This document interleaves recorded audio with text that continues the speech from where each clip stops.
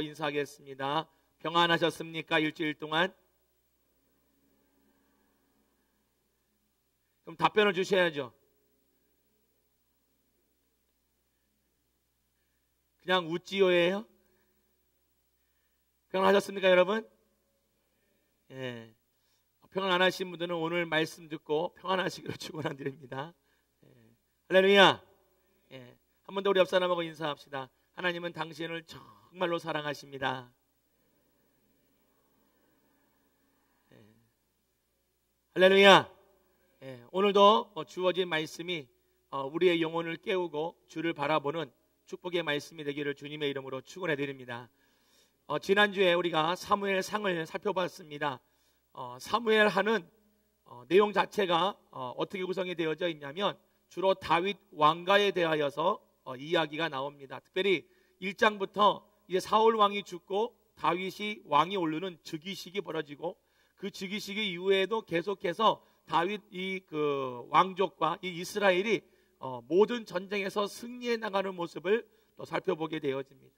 그 전쟁에서 계속해서 승리해 나가는 가운데에 또 어떤 일이 벌어지냐면 다윗이 더 큰 하나님 앞에 범죄를 저질러요.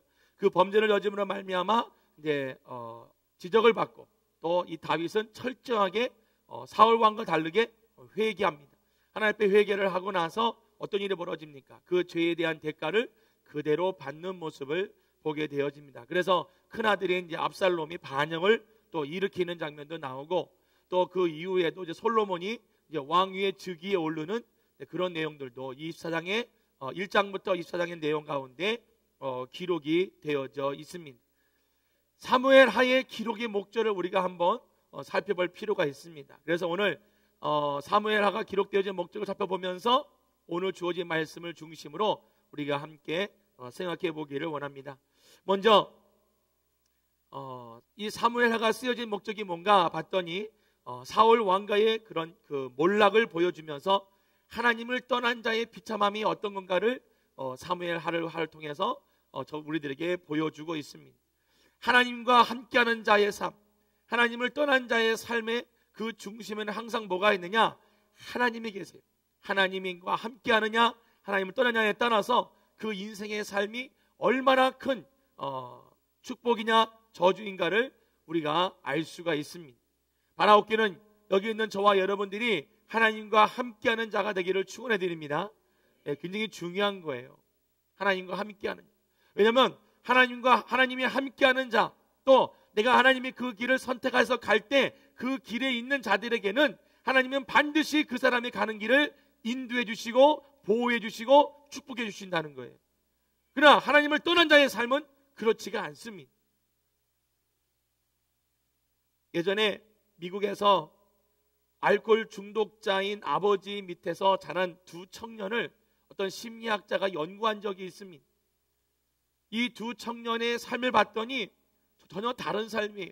한 사람은 그의 삶이 깨끗하고 빈틈없는 금주가로서의 행복하게 누리는 삶을 사는데, 또 한 사람의 아들은 그 아버지와 똑같이 알코올 중독이 되어버렸다는 겁니다. 그런데 이들에게 물어봤어요. 이 심리학자가 어떻게 그렇게 변화했는지를. 근데 이 두 사람의 답은 똑같습니다. 이렇게 말을 합니다. 당신이 내 아버지와 같은 아버지를 가졌었다면 어떻게 되었으리라고 생각하십니까? 이게 뭘 말하는지 아십니까? 보는 관점이 다른 거예요. 아버지를 바라본 관점이 소망을 가지고 나는 저렇게 되지 말아야지, 나는 좀 더 나은 삶을 살아야지, 긍정적인 눈을 바라보고 살아가는 사람 반면에 아이고 내가 아버지를 보니까 내 인생 앞날도 캄캄하구나, 그래서 그 아버지와 똑같이 알코올 중독자가 됐다는 거예요. 여러분, 저와 여러분들이 하나님 안에서 하나님 말씀을 붙들고 사는 사람들은 항상 모든 것을 볼 때마다 긍정적인 것을 바라보고 밝은 것을 바라보고 하나님 주신 믿음으로 하루하루를 이겨나가는 줄 믿습니다. 그러나 그렇지 않으면 모든 것을 바라볼 때 부정적으로 바라보고 안 되는 걸 바라보고 달라져요. 저와 여러분들이 어디를 무엇을 선택하느냐가 굉장히 중요하다는 것입니다. 미국의 한 청년은 축구도 잘하고 레슬링도 잘하고 권투를 잘했던 만능 선수로 알려진 라이트라는 사람이 있었습니다. 1979년에 근데 그 당시에 권투를 시합을 하는 중에 하반신을 못 쓰는 불구가 되었습니다. 의사는 이 라이트 청년에게 좀 더 재활훈련을 잘 받고 보조기를 쓰면은 혼자 걸을 수 있다라고까지 말을 했습니다. 그런데 82년도쯤에 친구들에게 산에 같이 가자고 그랬어요. 산에 같이 올라갔어요. 그러더니 혼자 좀 있게 달라고 부탁하더니 가지고 숨겨온 권총을 꺼내서 스스로 목숨을 끊었습니다. 겨우 24살의 나이였습니다. 다른 한 청년은 유명한 맥고이라는 사람입니다. 이 사람도 불량자에 의해서 칼에 맞았는데 역시 하반신 불수가 되었습니다. 그러나 그는 굴하지 않은 투지로 노력한 끝에 포커스 호수에서 낙하산 점프의 묘기를 보여주는 자가 됐고 특별 장비의 자동차를 운전하고 다니면서 취사 세탁 청소를 혼자 하면서 살아갔습니다. 휠체어 스포츠에 관한 3권의 사진첩을 내기도 했고요. 하나는 죽음을 택했고 하나는 생명을 택했습니다. 생명과 죽음, 축복과 저주를 우리 앞에 놓아서 하나님은 우리에게 말씀하십니다. 하나님의 길을 걸어가는 사람은 생명을 선택하게 되어져 있습니다. 여러분은 어떻습니까? 여러분 다윗의 삶을 보게 되어지면 다윗의 삶은 늘 하나님과 함께하는 길을 선택하며 살아갔습니다. 우리의 삶의 앞에 어려운 일, 안 좋은 일이 보여질 때마다 여러분은 그 길을 어디를 선택하며 가십니까? 예전에 좀 한참 됐지만 여러분들 그런 그 드라마 여러분 보고서 되게 많이 여러분이 공감했을 겁니다. 뭐 이름을 좀 거론해서 그러지만 우리 그 이휘재 코미디언이 나왔던 프로 있잖아요. 인생극장 해가지고 나는 선택했어 해가지고 화면이 2개가 딱 나눠지잖아요, 그죠? 한 사건에 의해서. 근데 그 선택의 길이 다른 길을 선택하니까 어떻습니까? 다른 결과가 나오게 되어집니다. 한 사건에 우리가 앞에 있을 때 어떻게 그걸 결정하느냐가 굉장히 중요하다는 겁니다. 다윗은 늘 하나님과 동행하는 삶을 살았고 늘 그 길을 선택했습니다. 왜? 하나님의 말씀이 살아있는 말씀이고 하나님의 말씀이 그 다윗의 앞길을 인도하는 것을 믿었기 때문에 비록 그가 죄를 지는 상황에 있었다 할지라도 하나님 앞에 철저하게 회개할 수 있었던 것은 바로 하나님의 말씀이 그 마음속에 있었기 때문에 그래요. 여러분 저와 여러분도 마찬가지예요. 저와 여러분들도 하나님의 선택받은 자인 줄 믿습니다. 선택받은 자의 삶이라면은 우리들도 하나님이 주신 이 귀한 축복의 길을 선택하며 나아가시기를 주님의 이름으로 축원해 드립니다. 하나님의 일을 하는 사람들의 그 길을 우리가 다 함께 동참하여 그 길을 걸어가야 돼요. 하나님의 일을 하는 사람들이 가는 그 길을 방해서는 안 됩니다. 기독교 역사 이래로 성경 역사 이래로 하나님의 일을 하는 사람들을 방해하고 하나님의 일을 하는 사람들의 그 길을 선택의 길을 방해한 사람들의 그 앞길은 좋지를 않았어요. 너무너무 신기한 일입니다. 왜 그럴까요? 여러분 하나님의 길이라는 것이 뭡니까? 하나님을 위해서 일하는 그 길이 어떤 길입니까? 그 길은 하나님이 주신 길이에요. 믿습니까? 하나님이 주신 길이에요. 하나님이 주신 길은 뭡니까? 하나님이 축복해 주시고 하나님이 역사하시고 하나님이 인도하시고 하나님이 보호하실 그 길이란 말이에요. 그 길을 선택한 사람들의 그 길을 갈 때는 우리 모두가 다 함께 동참하여 그 길을 걸어간다면 그 길 속에 하나님은 축복과 은혜를 가득가득 부어주십니다. 그것이 지금까지의 성경 역사에서 우리에게 말해준 축복입니다. 물론 그 길은 쉬운 길이 아니에요. 그 길은 험난한 길이에요. 그 길은 십자가의 길이에요. 그러나 우리가 십자가의 길만 바라보고 가는 것이 아니에요. 한때 미국에 죽음의 계곡이라는 곳이 있었어요. 그 죽음의 계곡에를 많은 탐험가들, 용감한 사람들이 그 죽음의 계곡에 갔다가 나오려고 시도를 했었어요. 그런데 그 길을 갈 때마다 다 죽었어요. 그 죽음의 계곡에서 나온 사람이 없는 거예요. 그래서 그런 와중에 어떤 인디안 마을에 한 젊은 지혜로운 사람이 자기가 그 죽음의 계곡을 가겠다라고 선포를 했어요. 많은 사람들이 말렸어요. 가지 마라. 가면 너는 못 돌아온다. 돌아올 수 없다. 그런데 청년이 끝까지 가겠다고 해서 그 죽음의 계곡 안으로 들어갑니다. 들어가도 별 문제가 없었어요. 그랬는데 딱 그 앞에 2갈래의 길이 놓여져 있는 것을 보게 되었어요. 한쪽 길은 좀 괜찮은 길이에요. 또 이 한쪽 길은 굉장히 험난한 길이에요. 그래서 이 괜찮은 길 쪽에다가 나뭇가지를 한번 던져봤어요. 혹시 이상이 있나? 왜냐면 너무 이게 조심성 있는 그런 젊은이였기 때문에. 나뭇가지를 딱 던지고 보니까 그 좋은 길에는 그게 모래늪이었다는 거예요. 사람이 들어가면 못 나오는, 빠져들어가는 그 길이었어요. 만약에 그 길을 점검하지 않냐고 갔다면 죽을 수밖에 없는 거예요. 그럼 이게 무슨 말입니까? 앞에 갔던 모든 모험가들이 그 길을 점검하지 않고 그냥 갔다는 거예요. 비서년이 방향을 돌려서 험난한 그 길들을 헤쳐가면서 그 길을 죽음의 계곡을 빠져나온 유일한 사람이 됐다는 거예요. 여러분, 저와 여러분도 마찬가지. 우리가 가는 길이 십자가의 길이고 예수께서 원하시는 길이고 그 길을 걸어갈 때에 쉽지만은 않을 겁니다. 그러나 그 길 가운데는 하나님이 함께 하신다는 것을 잊지 마시기를 주님의 이름으로 축원해 드립니다. 그리고 그 길은 천국으로 인도하는 길임을 믿으시기를 주님의 이름으로 축원해 드립니다. 사람들은 넓은 길 택해, 넓은 길, 편안한 길, 신앙생활도 편안한 길, 넓은 길 택하는 사람들이 얼마나 많은지 몰라요. 근데 그 길이 신앙을 성장시키지는 않는다는 것입니다.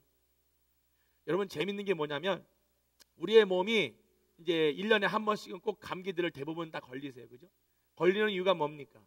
몸이 뭐 약해서 걸릴 수도 있겠지만 또 감기에 또 새로운 바이러스가 우리 몸에 들어온 경우도 있어요. 또 그런 바이러스가 우리의 몸에 들어오게 되어지면 이 안에서 뭐 합니까? 이 안에서 뭐 하죠? 싸웁니다. 그러면 그와 비슷한 아니면 똑같은 바이러스가 다음에 또 들어와도 이 몸에서는요 이미 경험을 했기 때문에 뭐냐면 그 바이러스를 이긴다는 거예요. 왜? 싸웠기 때문에. 여러분, 우리가 사단 마귀와의 영적 싸움도 마찬가지입니다. 계속해서 우리의 신앙이 성장되어지려면 영적 싸움에 우리가 나가야 되는 줄 믿습니다. 멈추면 안 돼요. 다윗을 보세요. 다윗의 그의 삶은 늘 영적 싸움에 한 발 한 발 나가는 삶이었어요. 왜? 하나님의 말씀을 붙들었기 때문에.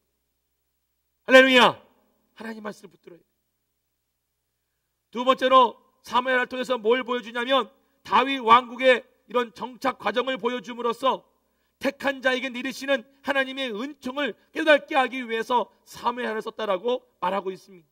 여러분, 저와 여러분 하나님께 택함받은 자인 줄 믿습니다. 이게 믿음이 시원찮아요. 이렇게 아멘이 시원찮아요. 택함받은 줄 믿습니다. 여러분, 택함받은 백성이, 택함받은 백성은 하나님이 축복을 해 주십니다. 여러분, 예수 그리스도를 여러분의 구원자로 확실히 믿으십니까? 또 시원찮아요. 아멘이. 확실히 믿으십니까? 오늘 불안하신 분들은 하나님 앞에 기도하세요. 하나님, 내가 좀 불안한데 어떡할까요? 하나님. 예수님은 저와 여러분을 위해서 십자가에 죽으시고 3일 만에 부활하셔서 승천하시고 다시 오실 주이심을 믿습니다. 예, 여러분, 중요한 거예요. 신앙 고백은 정확하게 하셔야 돼요. 신앙 고백도 한 번 하고 마는 게 아니에요. 매일매일 삶 가운데 신앙 고백이 이루어져야 돼요. 할렐루야! 여러분, 우리의 신앙의 모습에서 이 하나님을 바라보는 삶이 얼마나 중요한지 몰라요. 다윗은 늘 하나님을 바라봤어요. 나중에 시편을 갈 때 말씀을 드리겠지만 다윗의 시편의 한 절 한 절을 들여다보면은 하나님을 향한 그의 믿음이 얼마나 간절했는지 몰라요. 하나님을 향한 그의 사랑이 얼마나 간절했는지 몰라요. 하나님을 선택한 그 길을 얼마나 기뻐했는지 몰라요. 혹시 여러분은 후회한 사람 있어요? 여기 혹시? 아유, 내가 불교를 믿을 걸 괜히 기독교를 믿었네. 혹시 이렇게 한 사람이 있어요? 그런 사람 아직 하나님을 만나보지 못한 사람이에요. 분명히 말씀드릴 수 있는 것은 우리가 믿는 하나님은 죽은 하나님이 아니라 지금도 살아서 역사하시는 분이십니다. 그분을 믿는 저와 여러분들의 삶 가운데 이 믿음의 고백들이 날마다 이루어지기를 주님의 이름으로 축원해 드립니다. 세 번째로 사무엘을 통해서 우리에게 주시는 교훈이 뭐냐? 다윗 왕의 의로운 통치를 통하여 장차 도래해야 할 메시아의 다스리시는 하나님의 나라를 열망하게 되고 대망할 수 있도록 하기 위해서 사무엘을 썼다고 그랬습니다. 왜? 다윗 왕의 통치는 어떤 통치였습니까? 불의의 통치가 아니었습니다. 정의의 통치였고 모든 사람들에게 희망을 주는 통치였습니다. 이걸 통해서 뭘 보여주느냐? 장차 있게 될 완전하신 하나님 나라의 통치가 우리에게 있음을 우리에게 선포해주는 귀한 말씀입니다. 할렐루야! 여러분, 이따 살아가면서 얼마나 불의가 많이 보여집니까? 예? 악이 막 득세하면 여러분 얼마나 막 답답해하시고 막 통해하십니까? 그러나 여러분, 걱정하지 마세요. 우리 하나님께서 이 땅을 통치하고 계시기 때문에 하나님이 재림하시는 그날 모든 불의와 악은 다 사라지는 줄 믿습니다. 완전한 통치가 있음을 항상 기대하고 살아가시기를 주님의 이름으로 축원해 드립니다. 네 번째로는 또 사무엘을 통해서 뭘 알 수가 있냐면 이스라엘과 이방 나라의 전쟁을 보여줌으로써 영적 전쟁, 영적 이스라엘이 된 오늘날의 우리 모든 교회가 사단 마귀와의 싸움에서 승리할 수 있음을 보여주고 있습니다. 할렐루야. 다윗 왕은요, 그의 평생의 삶에서요 단 한 번도 전쟁에서 진 적이 없습니다. 대단하지 않습니까? 역사에 여러분 나폴레옹도요 전쟁을 다 이기진 않았어요. 전쟁을 진 적도 있었어요. 예? 저기 몽골에서 유명한 그 징기스칸 장군도요 전쟁에서 다 이긴 것은 아니에요. 그런데 이스라엘의 이 다윗 왕은요 단 한 번도 그의 전쟁에서 패한 적이 없다는 거예요. 다윗이 위대해서요? 아닙니다. 다윗을 붙들으신 하나님이 위대해서 그렇습니다. 그 하나님의 말씀하십니다. 오늘날 저와 여러분들이 하는 이 영적 싸움에서도 하나님이 우리와 함께 하시기 때문에 사단 마귀와의 싸움에서 우리에게 승리를 안겨주십니다. 제가 신방 다닐 때마다 이 말씀을 들은 적이 있었어요. 몇몇 가정들에게는. 여러분, 마귀는 계속해서 우리들에게 넌 실패자야, 너는 안 돼, 너는 글렀어, 네 삶은 포기해, 자꾸 우리들에게 이런 생각들을 줘요. 근데 성경 말씀을 보면 하나님은 우리에게 뭐라 주느냐? 너는 승리했어. 할렐루야. 너는 승리했어. 왜? 예수님이 승리하셨기 때문에 그렇습니다.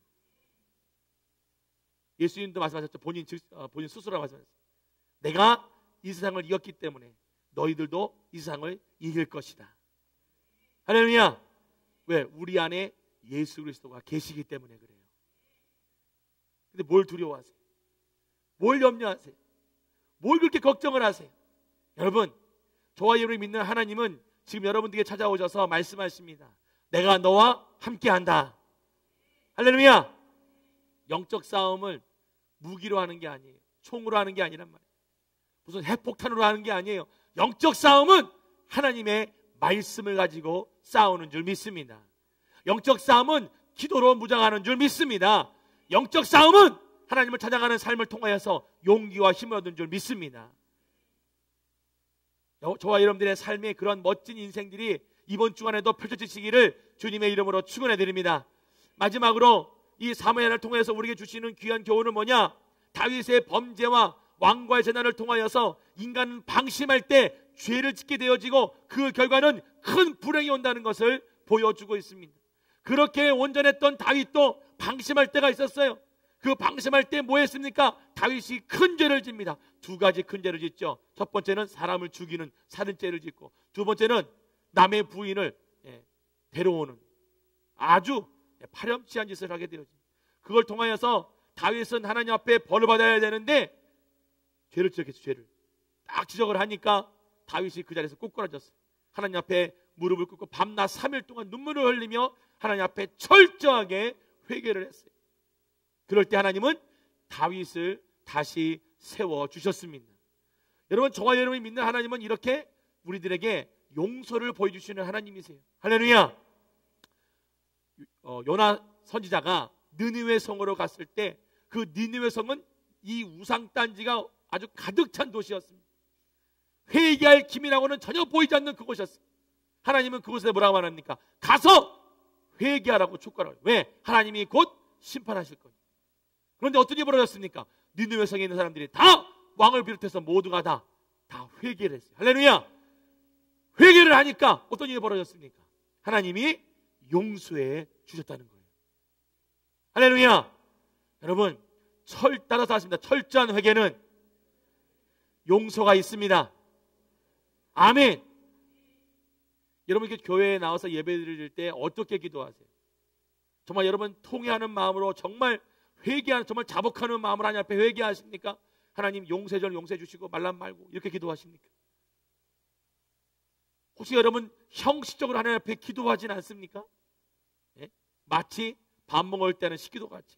여러분 식기도 어떻게 하세요? 예? 식기도. 혹시 식기도 할 때 여러분 또 1번 이러고 기도하시는 거 아니에요? 1번이 뭐냐면 하나님 아버지 감사합니다. 쭉 기도하는데 너무 기니까 하나님 1번 이러고 기도하시는 거 아니에요? 여러분, 우리가 하나님 앞에 기도할 때 식사 기도도 마찬가지, 어떤 기도도 마찬가지. 여러분, 기도는 하나님께 하는 거예요. 믿습니까? 하나님께 하는 거라고요. 사람에게 보여주려고 하는 게 아니에요. 마치 저기 이스라엘에 있는 지금 그 유대인들처럼, 거기 유대인들 거기 이스라엘 가보면요, 너무 재밌는 게 많아요. 제가 그 동영상을 봤는데 너무 웃겼어요. 이렇게 성벽 앞에서 이렇게 성경책을 펴놓고 이제 기도를 하는 거예요. 이렇게 조용조용히 기도하는데 옆에 누가 이렇게 왔거든요. 그 사람도 이제 그 벽에 와서 기도하는 사람이에요. 그런데 갑자기 이 사람이 큰 소리로 기도하는 거예요. 하나님! 하면서 기도하는 거예요. 막 큰 소리로. 그래서 그 사람이 갔어요. 또 작게 기도해요. 그게 뭐예요 도대체? 보여주기 위한 기도. 바리새인 서기관과 같은 외식적인 그런 기도를 드린다는 거예요. 여러분, 우리 기독교인들이 하나님 앞에 나와서 예배를 드릴 때나 기도할 때나 정말 하나님 앞에 나왔다는 마음으로 예배 드리셔야 돼요. 아멘. 하나님 앞에 나왔다는 마음. 옆에 졸면 막 꼬집어주고 깨워주고. 예? 하나님 앞에 나왔는데 졸고 있으면 어떻게 해요? 할렐루야. 여러분, 다윗 왕과 같이, 여러분 여기 다윗 왕의 오늘 본문에 뭐가 나와 있습니까? 큰 축복을 받죠. 여기 한번 다 같이 볼까요? 12절 다 같이 읽어보겠습니다. 시작. 내 수완이 차서 내 조상들과 함께 누울 때에 내가 내 몸에서 내 씨를 내 뒤에 세워 그의 나라를 견고하게 하리라. 할렐루야. 여기서 말한 내 씨라는 것은 바로 메시아를 말합니다. 메시아. 다윗, 네가 세운 이 왕국은 오래가지는 않지만 내 뒤에 올 씨가 있는데 그게 뭐냐? 바로 메시아 그리스도라는 거예요. 그리스도가 이 땅에 와서 하나님의 나라 왕국을 세울 때에는 그 왕국은 견고한 왕국이 되어진다는 거예요. 할렐루야. 상식적으로 보세요. 완전하신 분이 와서 세우는 왕국인데 불완전하겠습니까? 완전한 분이 오시는, 이 땅에 있는 그 어떤 나라들도 다 불완전합니다. 완전한 나라가 없습니다. 여러분, 북한이 맨 처음에 내세운 게 뭐였습니까? 나라를 세울 때 지상낙원이요. 지상낙원. 예? 여러분, 공산주의 이론을 보게 되어지면 공산주의 이론 자체는 너무나 좋아요. 공평하게 나눠 갖는다. 예? 함께 더불어 산다. 근데 지금 보세요. 됩니까? 안 됩니다. 왜 안 될까요? 이 땅에 있는 모든 인간들은 다 불완전한 인간이기 때문에 지상낙원이라는 것을 만들 수가 없어요. 만들 수가. 지금 보세요. 북한이 지상낙원입니까? 낙원이 아니에요. 그러니까 어떠니까 다 나오잖아요. 나오는 사람들이 얼마나 많습니까? 굶어 죽는 사람이 얼마나 많습니까? 왜? 다스리는 자가 불완전한 자이기 때문에 그래요. 여러분, 저와 여러분들이 기다려야 될 하나님의 나라는 온전하신 예수 그리스도가 이 땅에 오심으로 말미암아 이루어지는 그 왕국, 그 하나님의 나라를 여러분이 기대하시고 기도하시고 하나님 앞에 날마다 신앙생활 하시기를 주님의 이름으로 축원해 드립니다. 말씀을 정리합니다. 다윗 왕가에 주어진 이 귀한 예언은 단순히 다윗 왕가에만 주어진 예언이 아닙니다. 저와 여러분들에게도 주어진 귀한 말씀입니다. 왜? 바로 이 말씀이 신약에 와서 이루어졌고 저와 여러분들이 그 예수 그리스도만 바라보게 되어지면 오늘날 우리에게 주어진 모든 삶 속에서 해결할 수 있는 그 길을 하나님이 하나하나 앞길을 열어주시기 때문에 그렇습니다. 오늘 이 아침에 저와 여러분들의 마음 가운데 기도할 때 하나님, 주를 바라보는 믿음 식어지지 않게 하여 주옵소서.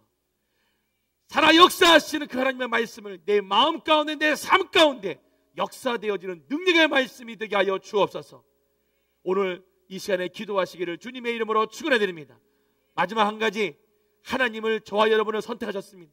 그러면 선택받은 저와 여러분들도 모든 길 가운데 하나님이 주신 말씀으로 모든 걸 선택해 나가시기를 주님의 이름으로 축원해 드립니다.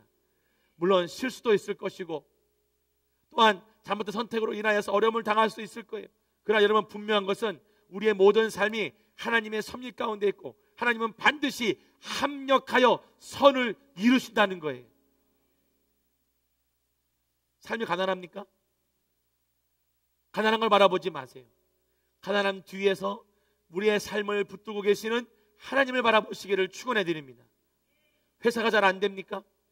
회사에 안 되는 환경을 바라보고 한탄하고 있는 것이 아니라 그 뒤에 모든 섭리를 주관하시는 하나님을 바라보고 하나님의 도우심을 구하시기를 주님의 이름으로 축원해 드립니다. 여러분, 우리 믿는 사람들은요, 어떠한 어려움이 오더라도 그 어려움을 바라보면 안 돼요.